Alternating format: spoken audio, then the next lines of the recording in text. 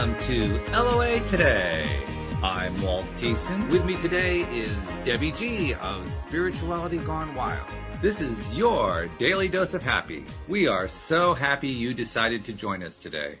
Indeed we are. We are not sure whether Neil's going to join us. We hope he does. It'd be great if he was able to make it today. But if he isn't able to, well, we'll just carry on because, hey, it's not like we haven't done that before, Debbie. We have had quite a bit of experience carrying on, so we'll just keep doing that.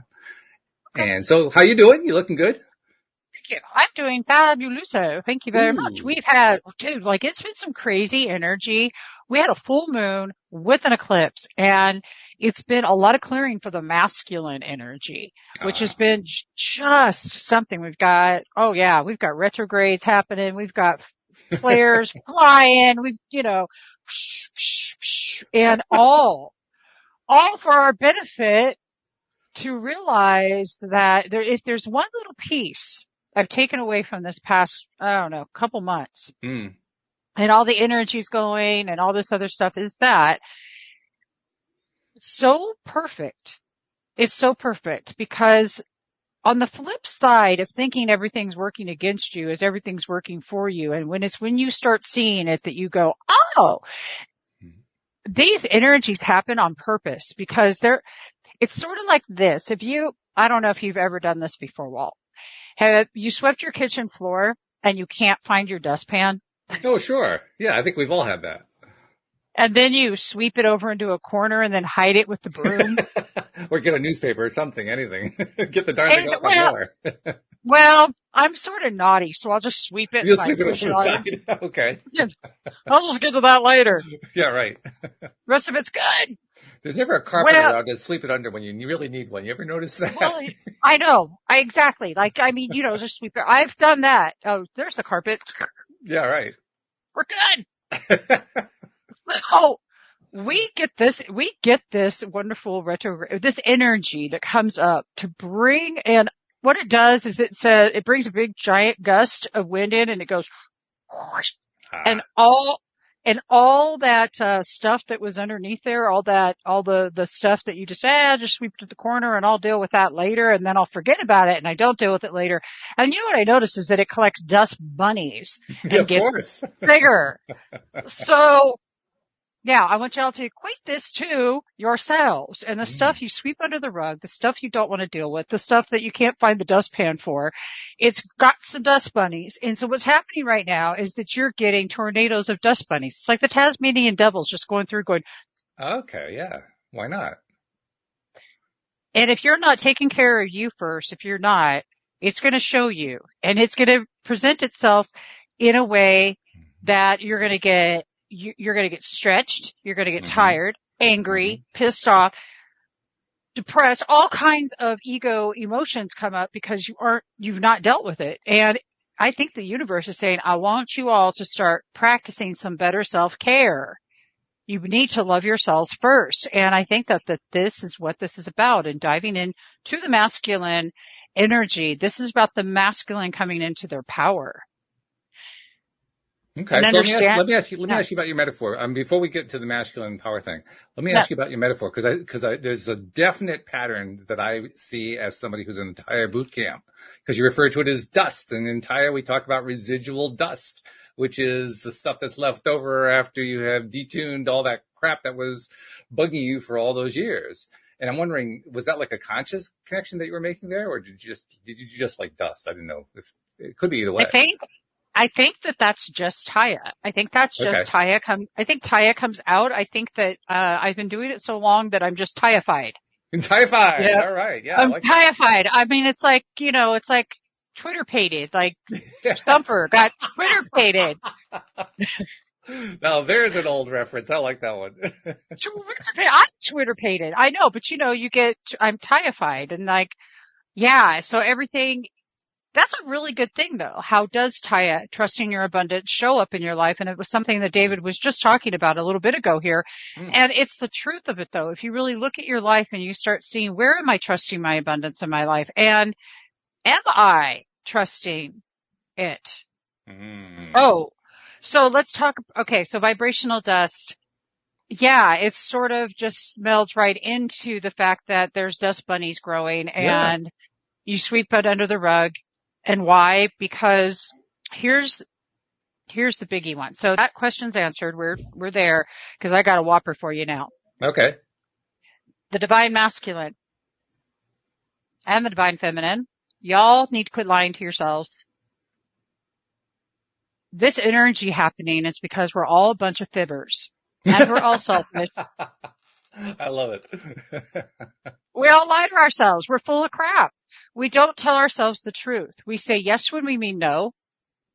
We do things because we're people pleasing. I used to. I think But I think everybody does at times. I mean, you don't have to do that as a regular pattern, and yet you can still be somebody who tries to please at times. well, it's okay to go ahead and compromise if you're doing it within your truth. If you're saying, Yes. if you're saying, I'm going to do this, but you're doing it in a truth. The truth is spoken. You're not just going, oh, okay, yeah, that's fine. Let's go do this thing that I don't want to do, but I'm going to go do because I know you want to go do. No, lying to yourself is the first form of you are a naughty self-caregiver. Okay. You're terrible. I'm terrible. Man, and it's so brutal because we want to say, yeah, but Well, I was just going point to that say finger. that because I mean, you're being brutal on us for actually being brutal. Within the construct of a WG moment, it's you. Look in the mirror. As everybody goes, I got this happening and that shit's happening and what the, and I'm like, yeah, I know. And then I know, right? I know, I understand. So what it is in my world anyway, and I can't speak for anybody else who lies to themselves, but you all do, is that we are all selfish. This has just hit me the other day. I'm just like, my God, we are all a bunch of selfish ninnies. We are all spoiled, selfish people. We want what we want when we want what we want. And when we don't get what we want, we all throw temper tantrums because we were really good at it when we were 2. And let's face it, our behavioral patterns started when we were 2 or 1 or whatever. To own that selfishness is the most perfect thing to me because it's like, because I do want my way. I do want things to be a certain way. It's my damn reality. It's my life. I'm co-creating with everybody. But to own the fact that we're all innately selfish beings, just by the nature of us. Yeah. And quit making it wrong. And Exactly. Yes, I was waiting for that. I knew you were getting there, and I was like, "Oh, come on, Debbie! I know you're going there. Come on, bring it out." Quit making it wrong. Damn! Stop.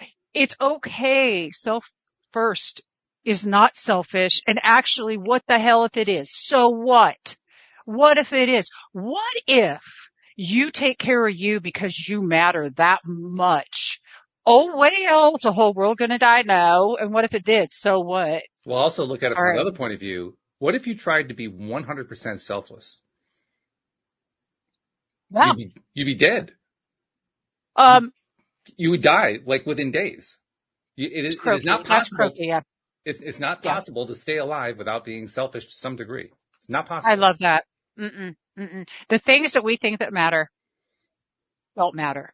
What matters is, are you being true to you? True to your heart.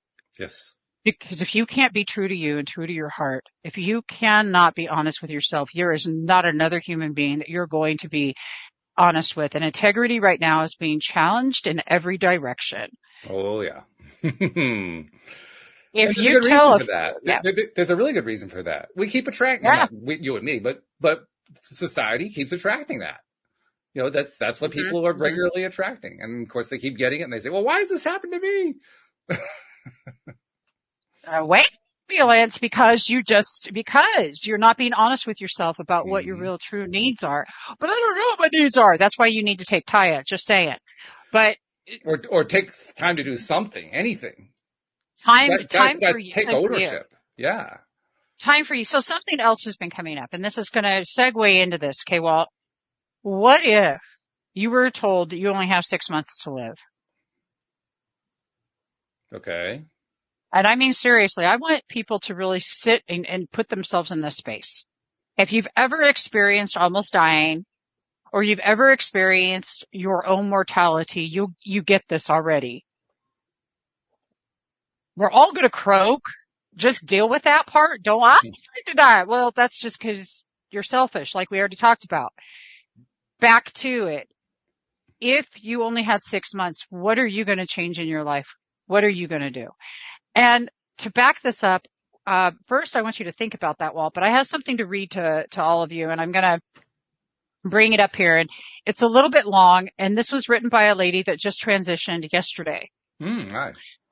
And she left the earth yesterday, and she left this behind for all of us. Just like the words are so profound that I think it's really important. And it's going to drive home my point of you taking care of yourself too.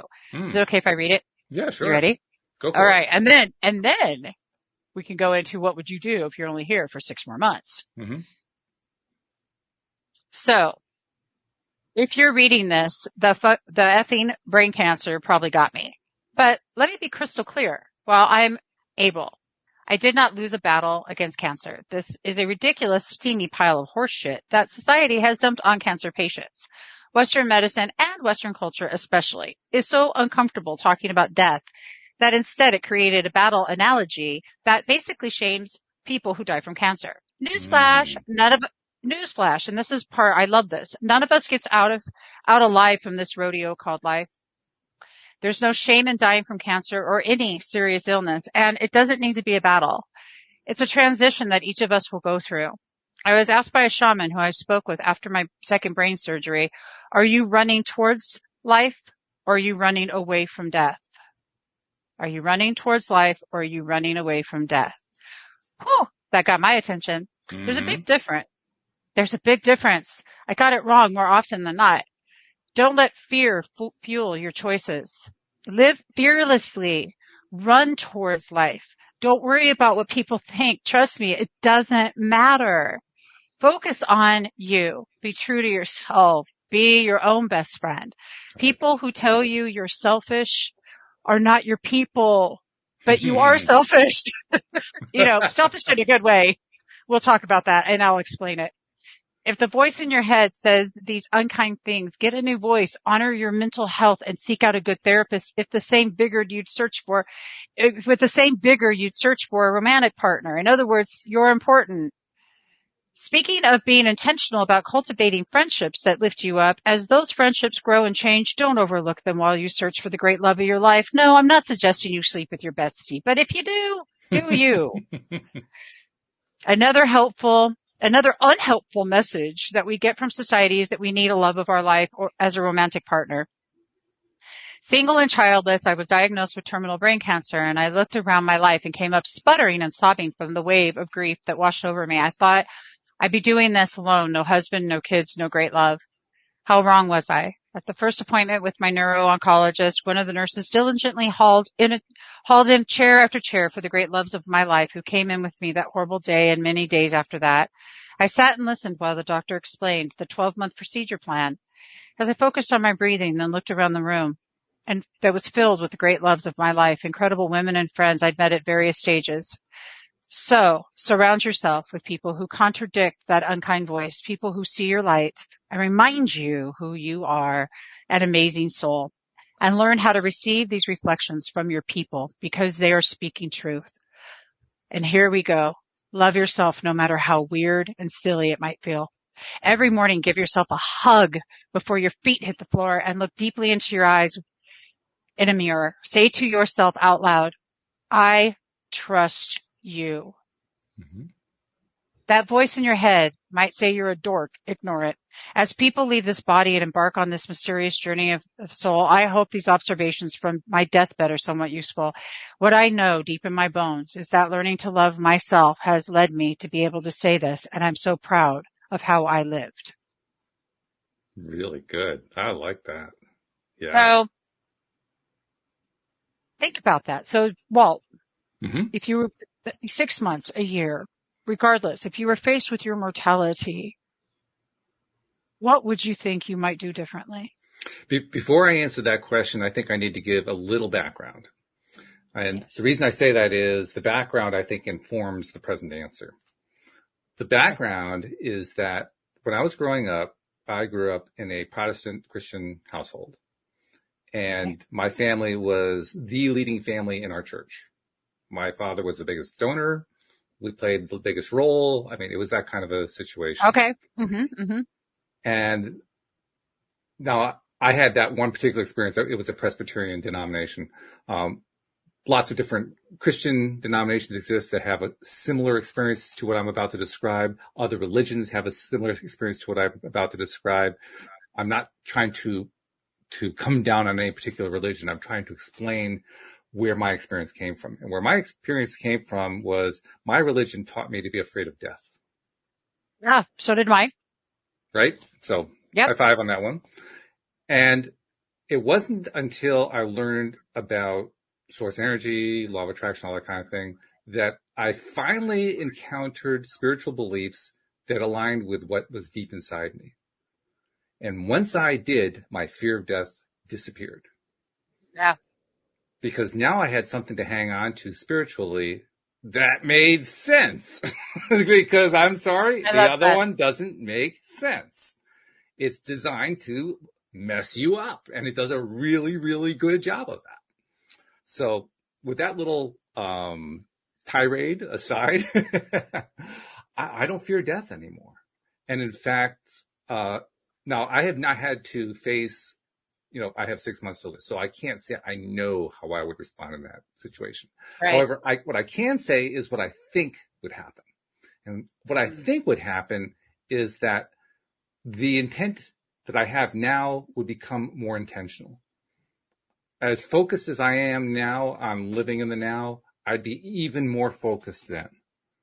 Yeah. Because when you have a time limit like that, it's like every day counts in a really, really big way. So I suspect I'd probably be doing a lot of what I do, but with greater intention and greater focus on what's going on right now. And I would be ruthless in terms of any other stuff coming in, usually past stuff. I would have zero. Today I have like 10% tolerance for it. I'd have zero tolerance for it.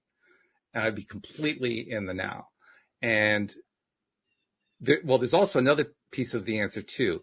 I get the distinct impression from the message she left behind that she was in her own mind completing this life. She was complete. Yes. She was done. And different people are going to encounter this experience that she went through differently. Some are going to be done. Others aren't going to be done. And that, I think, is the biggest distinction between those who manage to heal themselves and those who transition. I think it really comes down to that. Are you done? Are you done? Mm-hmm. Are you done? If you're not done yet, you're going to find a way. If you know anything at all about the kind of stuff that we know about, you're going to find a way. It's not like we lack teachers, right? I mean, Dr. Joe Dispenza comes to mind as top of the list. So there are ways for you to change your experience because we know that we control our experience. We have the power of conscious intent and we can do what we want to do with it. But like I said, in her case, I got a very distinct impression that she was done. And I mean, people talk about having a plan before they come into their lives. I'm not 100% sure that I'm on board with that one. I certainly can appreciate where they're coming from on it. I kind of go back and forth. Sometimes I'm there, sometimes I'm not so sure. But in her case, I could argue that one of the main reasons she came into life was to come to that particular point in time at the end of her life so that she could leave that message. I have a strong suspicion that was a big thing for her to leave that message, and that it was quite possible she'd been carrying that for years. Carrying that idea that she wanted to leave a message like that one. Now, I could be wrong about that. I could be full of it, but that was my impression. Well, what hit me with it was, why do we wait to do the thing we want to do? Why do we wait to tell the person we love that we love them? Why do we wait to do the things in our life? And at 53 years old, I look at myself and I say, there is no longer even the fact, there was never the time to wait. There was never a time to wait because we're not guaranteed tomorrow. And I want to talk about the selfish thing too, because it's important. There's how we view the word selfish. Mm-hmm. Okay. And when I'm saying it, I'm not saying it in a negative connotation. I'm saying it with the utmost of admiration because everything that we do, it's a give and take, receive. It's back and forth. If you give something to somebody, you feel really good in your heart and it expands. Why do we do things for people? Because it expands our consciousness and our soul and our heart. Hello, that's self. Okay. Do you understand? So to be selfish in a loving way, like I want to go give to these people. Why? To make their day. And because it feels really good. I Yeah. love that. Me too. So it's within the scope, selfish being, recognizing that everything that's being done isn't just a one-man game. You're doing it for yourself. You're not just doing for somebody else. If somebody's doing something out there and you think they're doing it to you, they're not. They're actually doing it to themselves. Yeah. You see, it's all just back and forth. I mean, if you have a relationship with somebody, or you have an experience with somebody and it's a back and forth, everybody is coming from their own selfish perspective. You know?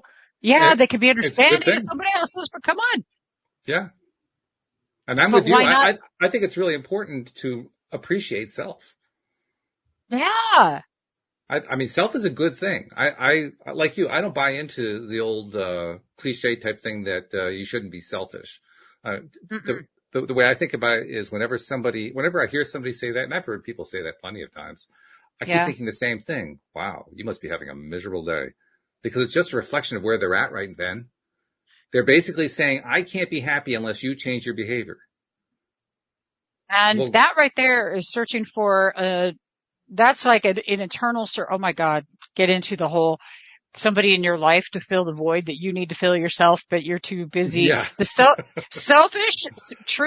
selfishness in the derogatory manner is expecting somebody else to fulfill you instead of you fulfilling you. mm, Selfish in a non-derogatory manner is self first instead of selfish, self first, so that you're filling your own self up. So yes. it depends on, the word is interesting and it's all whatever your intention is behind the word. But my bigger question to everybody is, why are you waiting? Why are you waiting to do the thing you want to do? Why are you not being honest with yourself? Why do you lie? Yeah, you are. Why do you do it? Because I'm afraid people are not going to like the person I am if I let them see me. Yeah, that'll kill you. And I don't mean that just metaphorically. It'll, Yeah. you're done. History. hmm It may take a while, but what's the phrase? You're a dead man walking. Oh God, that movie. Did you ever see that movie, Dead Man Walking? No, I didn't want to watch it. I think it gave me I mean, I walked out of that movie and just like, I literally was just, oh, tears. I mean, Mm-hmm. oh, the empathy level I had for the character Sean Penn played was Mm-hmm. enormous. And I could understand why that this nun was seeking to abolish the freaking death penalty and Yeah. Oh, all. sure. Yeah. But then there are other people coming out from their perspectives with a whole different attitude. But see, it's all about that perception, that perspective. And I am encouraging you all to take a look at yourself Mm-hmm. first. Quit looking at your brother, sister, mother, dog, husband, boyfriend, girlfriend, wife, child, aunt, uncle, person on the corner, the guy driving like a, he's something in front of you. Okay. Nobody but nobody but nobody. And that is, can you swallow the pill that you are the common denominator in your life and that nobody is to blame? And if that's true, then damn it, why can't you just love you for where you're at? You may as well. What Or else you maybe, got to or maybe, lose? maybe you can even flip it around. You can love you as you are. Just make You it can point blank love you. straightforward. Yeah. Ooh, Walt just nailed it, everybody. You can love you where you're at. Yeah. I mean, that's really what we were alluding to changed. earlier. When you were talking, well, before we started the show, we were talking, and then Yeah. at the early part of the show, you were alluding to Taya. And the Yeah. Taya practice is literally, I mean, it's called Trust Your Abundance. You could literally change it to Trust Yourself because it's the same thing. Your Same abundance thing. is yourself. It really is the same thing. Yeah. And learning to trust yourself can take some doing, and it can require having to eliminate some old tapes that we're playing, and it can require diving deep, and it's worth it. I mean, you actually, you were in Taya, what, 3 years ago? What was it when 3 years ago you went through it for the first time? So you went through boot camp. And then when I announced here on the show that I was going to actually go through boot camp, you said, well, I'm going to join and I'm going to go do it with you. And you're actually, are you going for a mentor or a coach? What are you going for? I'm not sure what you're going for right now. I do all of it. I mentor okay. all of it. And I'm heading into the coaching. I've coached with relationship coaching, before, but this is different. Mm-hmm. Right now, what I'm seeing is that in order to trust your abundance, what Taya is about is going from fear to freedom. Mm-hmm. Going from fear to freedom. But the biggest thing about the trusting yourself is that you actually experience being okay when people don't like what you're doing. Yeah. Yeah. Which stop caring. That's a challenge at first. That's a real big challenge at first. Especially if you're not used to it. It is at first. It is. It is at first. And I'll see that little come up there, you know. Oh yeah. It doesn't completely want to go away. It's like this going in my ear. And I'm like, let me tell you, there's only one place you're at if you're blaming anybody and pointing your finger. Including blaming yourself, by the way. Including blaming myself. Yes. It's called victim syndrome. Yeah. So we have a lot of relationships before I entered into Taya that I didn't realize were trauma bonded. Mm-hmm. I didn't realize that all my past relationships, every stinking one of them, were built on trauma bonding. Really? There wasn't. Yeah, I didn't have one relationship before Taya that wasn't a trauma bond. Whew. Everything. It was all dysfunctional, codependent, trauma bonded, feel sorry for me. I'm in my victim. And believe me, I could find people who could do that for me. And no trauma. And what happens with Taya is that there's a low with that while you figure yourself out and you look at yourself and you go, oh, wait, I do love me. And there's all of this comes in, and the people in your life that you've been so worried about what they think about you, it stops because your dynamic with them and that relationship then changes. You now start setting the boundaries that you've never set for yourself. You start going, oh man, yeah, I don't like that. You don't go into, oh my God, look what they did to me. You go, oh no, I don't like that. I don't like it. In fact, you know what? That's not working for me. Here's what would work for me. And yeah. I do see that this is like a thing for you, and I'm compassionate and understanding.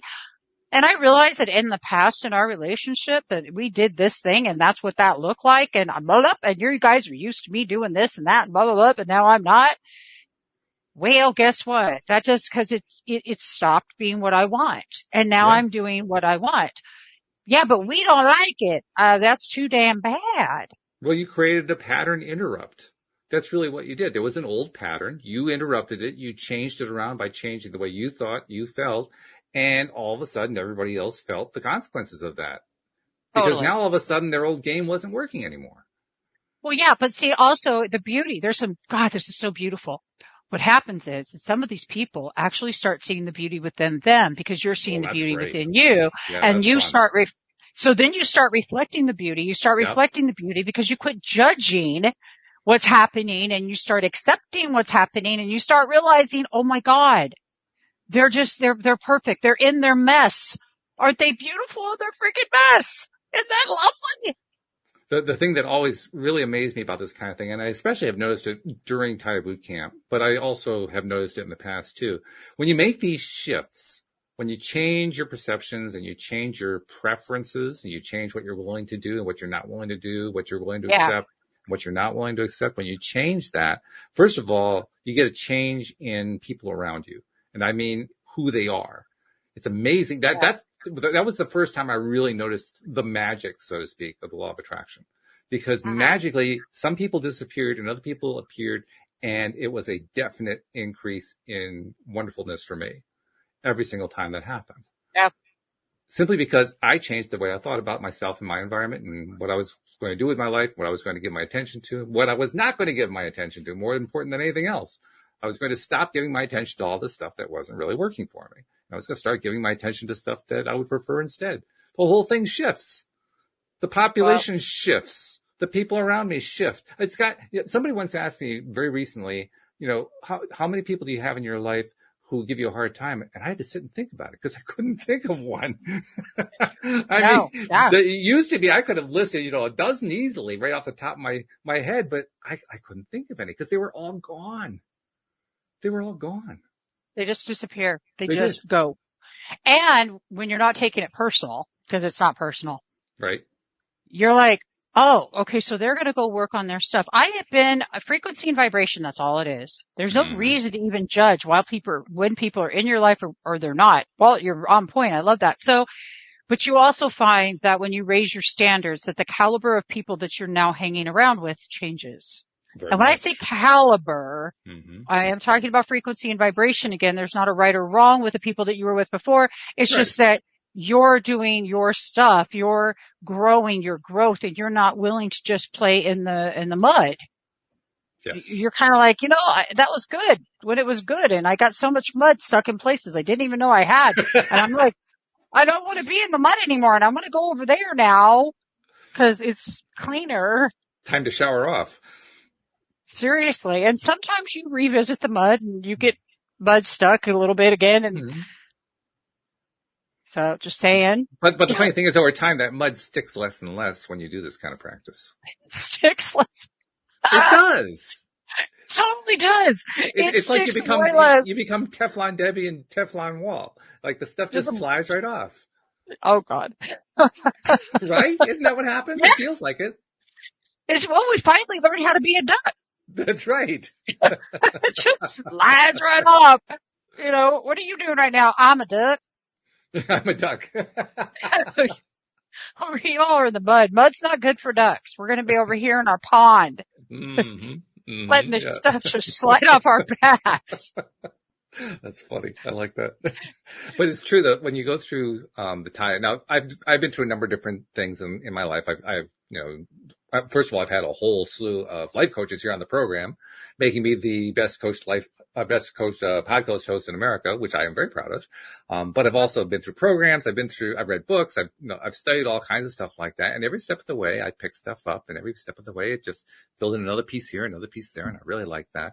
One of the things that I really appreciated about Taya so far, and I'm only about 2/3 of the way through, is I found that Taya was reinforcing something I had done myself, but not consistently for years. The distancing, where David in the stream, they talk about taking the step back and looking at life from the point of view of source energy. That's right. And you actually end up doing meditations where you're trying to do that exact thing and practice developing the skill and so forth. I've actually done that for years, but I didn't do it consistently. I did it sometimes. And then the other times I didn't. And so I didn't make the connection until Taya that the times that I was doing it were the times that I was going up. The times I wasn't doing it were the times I went down the spiral. I mean, there was a direct connection, but I just didn't make the connection. I didn't associate it. Yeah. Exactly. But with Taya, I made the association. It's like, oh yeah, that really does work that way. And so that part was actually easy for me. Isn't that amazing? Like seriously, like we were doing it because you and I have been doing, you've actually been doing hosting and interviewing much longer than I have. I've only been doing it for like 4 years. You've been doing it like 10 or 12 or some crazy amount of time. It's 9 actually, but thank you. I appreciate that. Yeah. I mean, seriously, you've been doing it a long time, and it's true. We get a benefit to be able to sit and interview people from all walks. Oh man. It's like Tool City just keeps flying in. It's remarkable. Yeah. But I haven't found anything. Well, I think Taya, Trust Your Abundance has many reasons why it's awesome. 1, it's because of the community. 2, because you actually get to, okay, so maybe go through those one at a time, because those are really both good. Let's spend some time on each one of those. Start with the community, because that community is huge. It's a wonderful thing. All right. The community itself, I have friends that I've developed in Taya. If anybody's curious about Taya, all you got to do is go to thestreamofdavid.com and look it up, or go to the Taya The Practice Taya on Practice Facebook group. Yeah, that's a good place to go. Facebook group. Yeah. Yeah. So one of the great things about the community I love is that it's support. It's support when you are what we call DTS, down your spiral, and you've got some stuff going on. When I first joined Taya, I was literally homeless and didn't know where I was going to be. Mm. And I went through Taya at a time when I think personally that Taya is what saved my butt. Mm. But it's the community that was in Taya that made me feel like it saved my butt. How about you? I didn't have that experience because I wasn't in the kind of place you were in at the time. I can tell you, obviously anything that happens in Taya, we keep within Taya. So I have to talk very generally, but we have somebody who's new, who just came in and she was having a hard time, and I sent her a message, and she was so grateful for that message. She was grateful for, I mean, I was able to nail something that she was dealing with. I told her about it, and she was so full of gratitude. And honestly, all I did was just take a moment to send her a personal message. That was it. But she treated it like I had just saved her life, and I took my time and energy to send her a message. She was so appreciative of it. Well, that's what happens in boot camp. You get that kind of thing happening all the time. I did not necessarily through a personal message, but people are supporting each other all different kinds of ways. And like I pointed out to her, I mean, you're going to end up doing it too. She's relatively new in boot camp, so she's still, in those early stages, but very quickly, she's going to get to the point where she's going to be helping somebody. It's going to happen. That's just the way the boot camp works. And that's what's so cool about it, because everybody is there for the same reason: to heal, to get better, to become that better version of themselves that they've always wanted to be. That's right. Yeah. What I'm appreciating about the fact that, doesn't it feel good to not feel alone in our perfectly human mess? In our perfectly human mess. I mean, how many times do we feel like we're completely by ourselves and we're the only ones going through something? Like, often? Yeah. I mean, it's like, well, in my case, I'll sit there and think, well, I'll beat myself up and be like, nobody would fucking do this. I don't give a shit what. Like, I'm gotta be the only one on the planet that would do something that stupid. Oh. Like, you know what I'm saying? And it's really nice when you find out everybody's just as stupid as you are, so you're good. Yes. I mean, really, okay, something hit me the other day, Walt. We've got 9,000 excuses in one big exaggeration. Oh, okay. What's the big exaggeration? I'm curious. But there's 9,000 excuses. Oh, okay.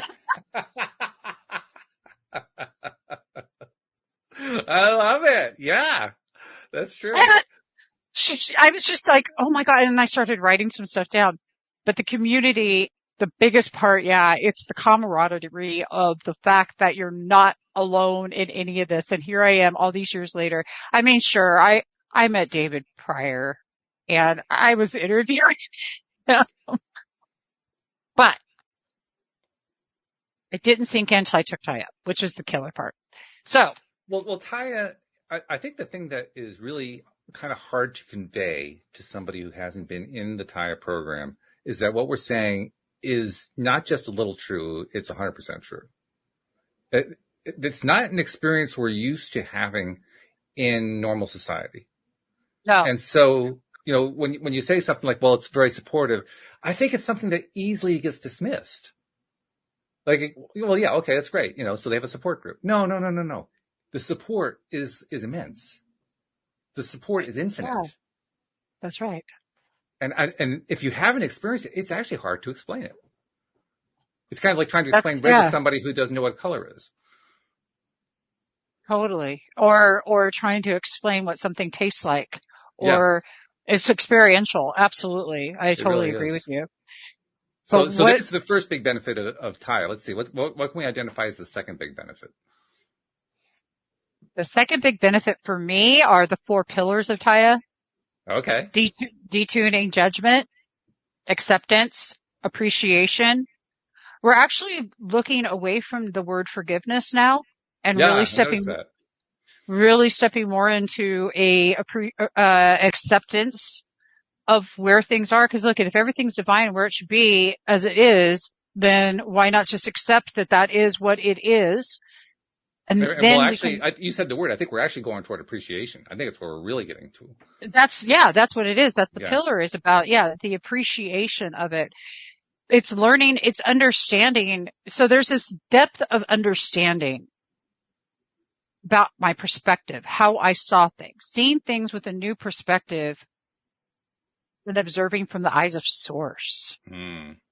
That's an interesting exercise. Yeah, that's a really interesting exercise.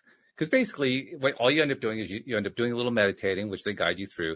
And then the meditation voice guides you to kind of take a step back and imagine that you are taking a big step back, and then noticing just how small the problems look. And when you'll far enough back, they are real small. I mean, it's kind of like, you're on a mountain and you see somebody who's down at the bottom of the mountain. There's a little tiny person down there. Have you ever seen a traffic accident from 30,000 feet? I have. I've seen a traffic accident. It looks like the slow motion ballet. It doesn't look like anything. Now, at the level of the traffic accident, it's a horrific event. But from 30,000 feet up, it doesn't look like anything. It's like, oh, they just bumped. What a trip. I never even thought about that. Yeah. It's interesting because this whole mortality thing's been going on lately. I just saw just a couple days ago, right around the corner, a gnarly motorcycle accident out here. Yeah. I live in Huntington Beach, so we have a street called Beach Boulevard and it gets really busy. Yeah. And, there was a lifeless body laying there. Oh, yeah. It made me stop and think, why do we wait so long to do the things we want to do? But back to perspective and looking from the eyes of source and the fact that you're looking at it and it doesn't seem as enormous or ginormous or big. It's all about your perspective on where you're sitting and how you're choosing to see it. And I love how you brought that up. Two different perspectives on the same type of thing. Both of them serve a purpose in some fashion for you, regardless of how that you want to see it. My version reminded me, life is precious and I need to not wait. Yes. Your perception showed you, I'm worrying about crap I don't really need to right now. That's just not big enough. Yeah. And let me tell you, the motorcycle guy, I mean, God bless his family, but he's not worrying about it either at this moment. No, he's transitioned already. And that's one of the things that I love about the spiritual circle, globe, world, whatever you want to describe it, that we're in, because we don't treat death the way that the rest of society treats death. So when you transition, it's like, oh, this is a glorious thing. We've moved on. We've moved back into what Abraham Hicks calls our completed state. We're now back as pure source energy, and we're ready for the next adventure. Right. After having taken a weekend off to go do this lifetime thing. Because that's really what this is. It's like a weekend off. It's a weekend off. Hey, well, so what if we view life from source's perspective? What if we really do that? And have you ever, Walt, been in a restaurant? Do you and your wife people watch ever? Oh, all the time. Are you kidding? Do you sit there just observe all those people? And I love to do that. That's what observing from the eyes of source is like. You're not judging it. You just observe. You just sit with it. I'll give you an example that Louise and I did the last time we were at the restaurant. We were at a restaurant and there were two couples that she spotted. She said, what do you think? First date? And we're looking, I'm like, yeah, I think so. Because you can see certain clues that suggest that they were kind of getting to know each other and so forth. Yeah. Oh, that's pretty cool. They're probably on their first date. They're certainly not people who have known each other for years and years. They're feeling each other out. And it was fun. It was fun to see that. That was pretty cool. That's cute. Yeah. Oh my God. Does it spark sparks your own relationship when you see that? Because you start remembering how awesome you both are. Yeah. Yeah. Did your relationship with Louise get even better after Taya or during that you're actually going through Taya still? So do you see that it's improving in any area? I think I'm probably too close to be able to answer that just because I'm still in the middle of Taya. Okay. But if I had to guess, I would say my own relationship with myself has improved. So therefore my relationship with her has to have improved. That's like the most perfect answer in the world. I'm just going to drop the mic. Oh, okay. Well, thank you. I appreciate it. I'm over it. I'm done. That's it. But that's what happens. That's what happens when you go through this program. You end up getting a new perspective that, I mean, you talked about it in terms of they're no longer thinking about it as forgiveness. They've moved into acceptance and now we're moving into appreciation. It is a big thing especially the first time you're presented with the idea of trying to appreciate stuff that you normally hate. It's a Yeah, big thing, trying to appreciate stuff that you normally intensely dislike.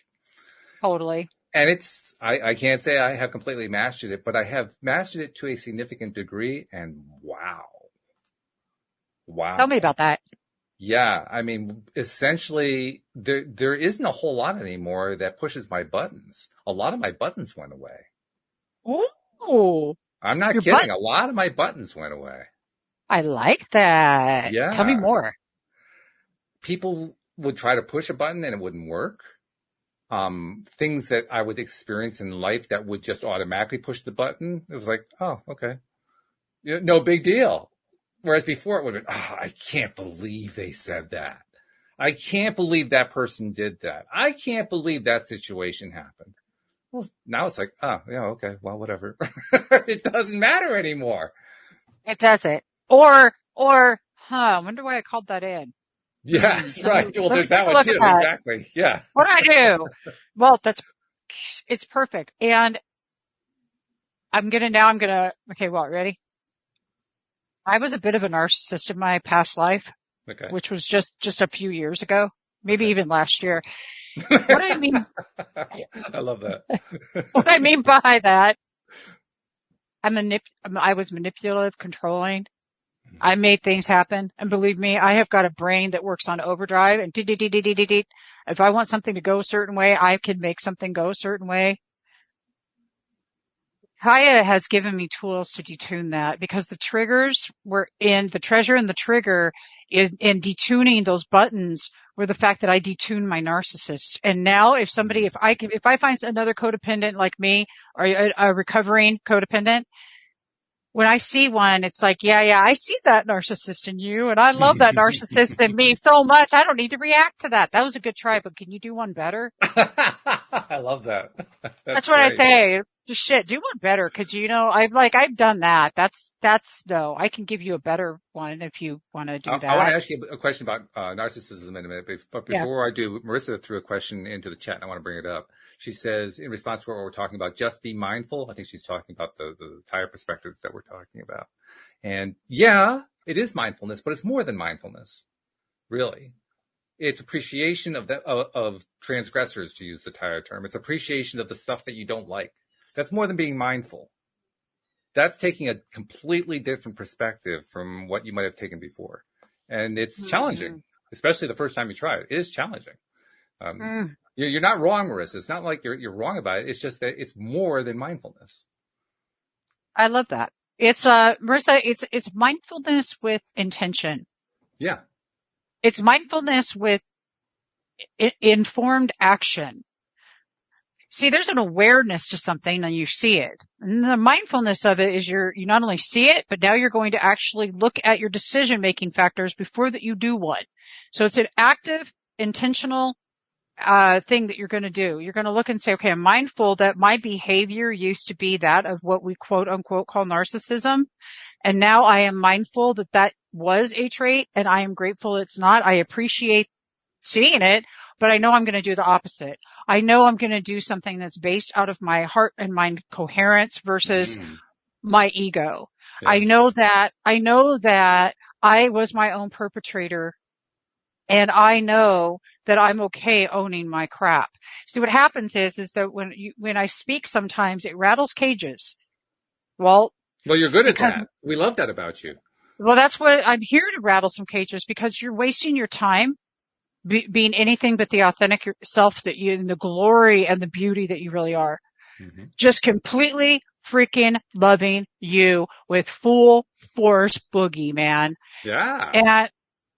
And mindfulness is a practice, but it's a practice that gets put into an action. So remember that action with intention. But what are you going to ask Totally. me about narcissists? I was going to ask you a question that doesn't confuse me anymore, but I know it still confuses some people, and so it's worthy of discussion. In your mind, we've been talking about selfishness a lot. Now you brought in narcissism. What's the difference? Hmm. Well, there's narcissism in my world, but the way that I showed up as that again, this is from my pain body, my trauma. There's nothing wrong with any of this. It's just what I did to protect myself. Okay. Period. Those were actions I would take without thought of how this would hurt another human. So the selfishness in that respect was not self first. It was a self first without any consideration of another's, heart. I'll take it a step further.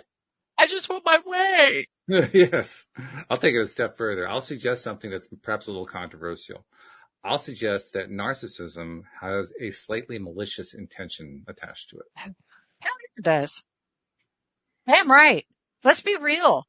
Nobody does anything that hurts somebody else because it's not malicious. It's thought out. It's premeditated. That shit is done because you know you're sitting there going in your head going, I know I shouldn't be doing this, and you do it anyway. That's because, one, you lied to yourself. Now you're lying to others, and all of it is just one gigantic pile of doo-doo you just created. You're back playing with mud pie.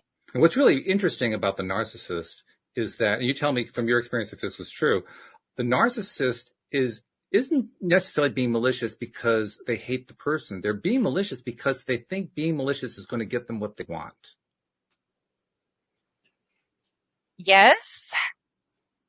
And because they're so afraid of not being liked. I was so afraid of not being accepted, and I was so afraid of not being liked.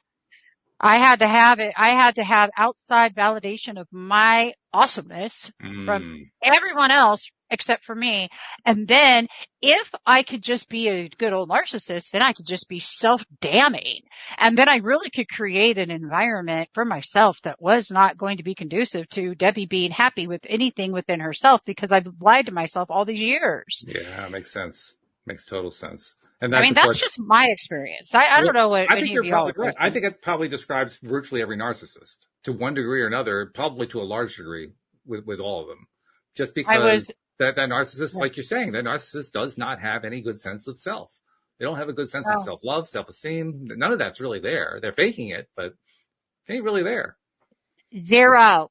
And I see you out there. I see you right now. You all that are just going, she's full of shit. You all, that's because it's you. And I'm going to tell you right now. The one out there, whoever out there is getting all wiggly in their seat and wanting to cuss me out right now, because it's you. And here's what I'm going to tell you. You're the very one that needs to come join Taya, and you're the very one that needs to go look in that mirror and go, oh my God, I'm going to do this because I love me, and I'm going to stop. But I don't know how to stop. Joe's like her, raise his hand. I love it, Joe. And Joe actually deserves credit because he's crossed the Rubicon. He's actually taking that action that he needs to take. So well done, Joe. Way to go. Love it. Well, I'm glad you're raising your hand. Are you getting uncomfortable being uncomfortable? Being comfortable, you're never going to get comfortable being uncomfortable. But there's a farce in this idea that we're going to create an environment that's going to be comfortable. Yeah. And I was trying to see what Elaine says. No, Debbie, that's absolutely correct. It's what it is love in our narcissist in the now. Yeah, you gotta yes. Look, you gotta love this. Love you. You've got to love that thing in you. Let me tell you, I went from victim. Look at this one. Look what Facebook user put. I'm getting comfortable being uncomfortable. I like that. Uh-oh. Debbie froze up. No. Come back. Oh, dear. Well, hopefully she's going to get back pretty soon. I can't finish her thought. I'm not sure exactly where she was going to go. So, okay, here's what I'm going to do. I'm going to give you guys a little bit of little promo activity until Debbie's able to get the connection going again, because we do have stuff coming up on LOA Today starting next week. Actually, we've been getting a lot of guests on the show, which is pretty cool. Yesterday, by the way, if you hadn't seen yesterday's show or listened to yesterday's podcast, well worth it. Cassie Parks was a great interview. Really, really cool. Here she comes back.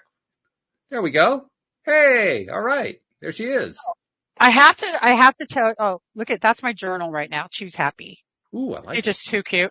So let me tell you guys how did I wind up being my own narcissist in my life? Not only did I marry some and I have had relationships with some, but I'll tell you how I became my own because I went single for like ever, like 7 years. Mm-hmm.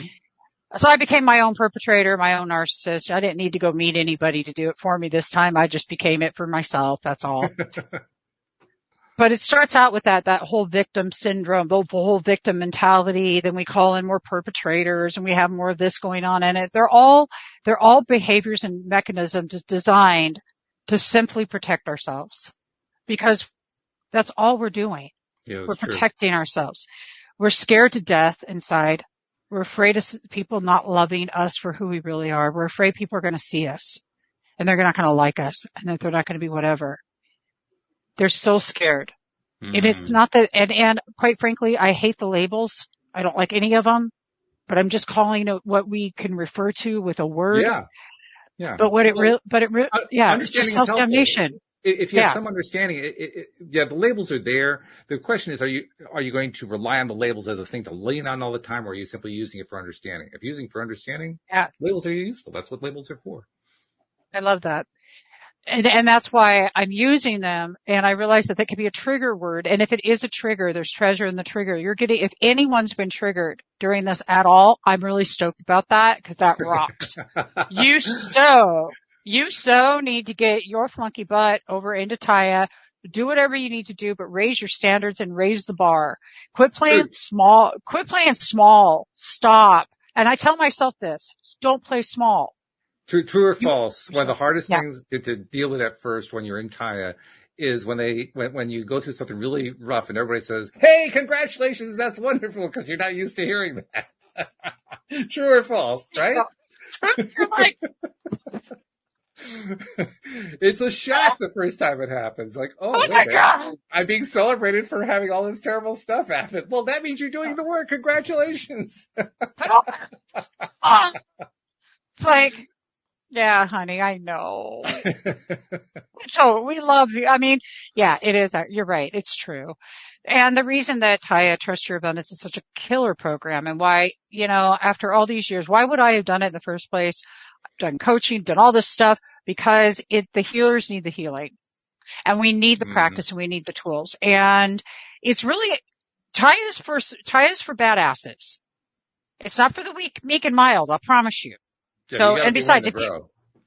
if you're meek and mild, that's just because you're still in your narcissist story and you're still feeling sorry for yourself and you're probably triggered right now and being a victim. Wambulance it right over straight up to like doing something about it. And there's something that you can do about it.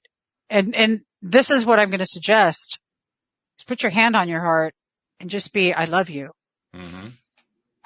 I love me, even though I'd you like to don't throw one feel other it. thing in too, because there are going to be some Yeah. people. I just realized there are some people who are feeling very weak who actually are ready for Taya. I just want to point out that there is that group of people. You're right. If you have to have a degree of strength to go into it because you're going to be really working on some tough stuff. They call it boot Yeah. camp for a reason. But even if you're feeling very weak right now, it still can be right for you. What it comes down to Yeah. is this: are you willing to take steps? And I don't mean hypothetically. I mean, are you actually willing to take steps? If you're willing to Yeah. take steps, no matter how timid you are, Taya's going to work for you. Right. And it is. That's just, Walt's correct. And plus then you have the community and you have the family to help you through this. And Taya is creating warriors. That's what it Mm. does. And it's creating warriors because we're all warriors. We did not go through what we went through to not be a warrior. I see Kirk Nurmi on here. Kirk is a freaking warrior. Oh my Hey, God. Kirk. Love you, Kirk. And Joe Sliker, you're a warrior. Elaine, she's warrior. Warriors. Mm-hmm. You guys, warriors. Walt's a warrior. We're all freaking warriors. We're warriors because we've been through the battle. We've been through the battle. And you know what? Battle's over. The battle is within yourself. Mm. And now nobody caused your stuff. Now it's time for you to just face you with compassion, love, and understanding. And you are the one that matters. And see, that's the thing. When somebody goes, yeah, I've got all these things going outside of me in my life. I'm like, yep. And you just keep getting message after message after message after message and it's the same shit. I just go, I mean, it's simply, how's that working for you? Or you are the common denominator in everything happening here. What does that mean to you? Before you start blaming somebody else and realize that it's you. You. And you are so important that you matter. And for God's sake, do something for yourself. Do something for yourself this weekend. Don't wait to do something for yourself. Because time isn't going to, it doesn't matter anymore. Time is an illusion. Like, you're not here all that long. You don't have time to wait. What do you, he says, I see it as learners instead of warriors. In the end, there is no fight. You know, I love that too. I think Kirk, sometimes I get into the whole warrior thing just because it's so like Wonder Womanish. Oh, warrior! You know, just because I don't know. Well, I agree with Kirk too. The thing that I find is that, and this is probably the biggest thing that comes out of Tayo as you're coming toward the end of it, because that's where I am right now. I'm like in the last third, is you find that the wars disappear. You may have come in as a warrior, but now all of a sudden you don't have to fight anymore. No. Now, if your identity is all in fighting, yeah, you still got a problem. You got a transgressor. You got to kind of detune there. But if you just were fighting just because you felt like you needed to defend yourself, you don't have to defend yourself anymore. And that's a great place to be in. It's so not I am a recovering codependent, and I don't need to explain myself nor give any explanations. Right. No means no, and no is a entire sentence all on its own. No. But true or false, now that you in particular, because you've gone this long route from a very, like your own description said, you were narcissistic, you had this codependency going on, you went away from all of that. You had addictions on top of that. You went away from all of that into where you are right now. It's a huge journey right there. Big. All that by itself. True or false? Now that you've come through to the point that you're at right now, that stuff that you went through before, first of all, doesn't affect you anymore. And second of all, you appreciate it. I love it. Isn't it true? I love every ounce. Yes. I love every messy, juicy, frickin' just enormous, ginormous disaster I've ever created for myself. I love the way you said that. That's great. But that's I love it. What happens. Yeah. So go over, join the Taya practice group, everybody, if you haven't done it, and come hang out over there. Yeah. And this isn't just some big spiel. This is seriously tools to get your life back. In fact, didn't David and Stacy just record something today that was for people who are new to the Taya practice? I think there's something that just got posted.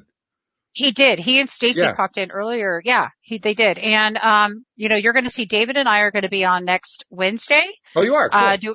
Next Wednesday doing a Taya talk, and then I'm going to do something else with them too. And if anybody has ever watched, David and I have a blast together, so you're going to need to check that out. You guys are a good combination. Oh my God. Have we ever done a show with you two here on the show at the same time? We've had you, okay, wait. Oh, I've got to see this one. No, we had Neil on too. Well, Walter's right. Yes. I'm not grateful for the cancer, but grateful for the lessons. I actually love that. But Kirk has beat cancer. He's on this health journey you can't imagine, but he was also one of the top attorneys in the entire United States. And he also walked away from that. He's got one of the most extraordinary stories. If you've not checked out Kirk Nurmi, you all need to, because he's one of my personal favorites to just check out and watch. He just makes he gives me inspiration. That's another thing you can do. Find somebody who just their presence inspires you. Walt's one of these people. He inspires us all, doesn't he, guys? Kirk, you inspire people, and I love you. Elaine, I know you inspire people. Nicole Campbell, she inspires people. Everybody on here, Joe Sliker, you're inspiring people every day. All of you are. But find those people in your life that inspire you to be the best version of you. I want to inspire the people you just named, because I know you're naming them for very, very good reasons. So all those people who just got named, if you feel the strength to do this, go to calendly.com/LOA today, and you can sign up to be a guest on the show and come tell your story. Right? Yeah. Yes. And Marissa, you too. I didn't see you. I didn't see your name. inspiration. And yes, you do, Walt. Well, So did you guys catch that? Sign up, LOA today / Calendly.com. So it's the calendar program where you can sign up. Okay. That's basically how my calendar is maintained for me. Calendly, Calendly. It's a weird name. Calendly.com / LOA today. I love That's how you do it. Sign up. I want to see it happen. You're going to see Kirk Nurmi coming up at the, I think it's the 21st or towards the end of October on Spirituality Gone Wild. So make sure you're watching for that too. And Kirk, we got to get Kirk on here. I'm telling you, seriously. And anybody else on here. Kirk said only if Debbie joins. Kirk, when you go to calendly.com / LOA today, you'll be presented with our calendar. And if you choose a Friday, guess which day Debbie's on? It's Friday. So pick a Friday. That's how you'll know that Debbie will be on. Okay. I love that. Thank you. Kirk is just so rad. I'm going to squeeze you one of these days. There's not going to be much to squeeze, but I'm going to squeeze anyway because he's just in Arizona. He and his wife both. I'm going to squeeze them together. Big, giant huggy. Elaine says, I don't know if the world is ready for my story. Just the fact that she says that tells me the world is ready for her story. Oh, well, Elaine kicks butt. Elaine, you got to come on. I know you do. Lorna, anybody that's popping on here right now, we're calling all you in. Come on. And you know what? I'm actually loving that. Come on and talk because anything that you've got going on in your life is worth talking about. Because you're important, for God's darn it sakes. By the way, if any of you are regular LOA Today listeners, you know that people like Louis D'Souza and Anne-Marie Young and Bridget D and Janine B, they're all longtime listeners. Yep. That's how they started. They started as listeners. And look where they are now. They're co-hosts. Nicole Campbell just started her first new show. Nicole, you need to plug in and come on here with us on a Friday. Absolutely. She's in Canada. Oh my God. She's an extraordinary up and coming, inspirational, motivational speaker. And she's phenomenal. And she's been watching for years. And now she's stepped into that power herself. So everything in life is possible. People, you're leaving one thing behind when you go, and it's not artifacts. It's your story. So be an inspiration to others and come on here and do this thing with us. I love you. I love it. That's a great way to wind up the show. Beautiful. Absolutely gorgeous. I don't know how we ended up on this topic because this is basically about self and building self and working on self. We talked about selfishness, but it was a great topic. So thank you for helping to spin it into existence. Thank you. Thank you for co-creating with me. That was fun. I love it. It's always fun. You're Debbie G. You're full of energy. It's so much fun every time that we talk. The only thing that could have made it better is if Neo was here, and I'm sure he'll be here next week. So that'll be. We love you, Neo. We do. Hashtag we love Neo. Positivity. And we love all of our live streamers, and we especially love all of our podcast listeners everywhere. So we'll see you all next time here on LOA Today. Goodbye, everybody. Bye.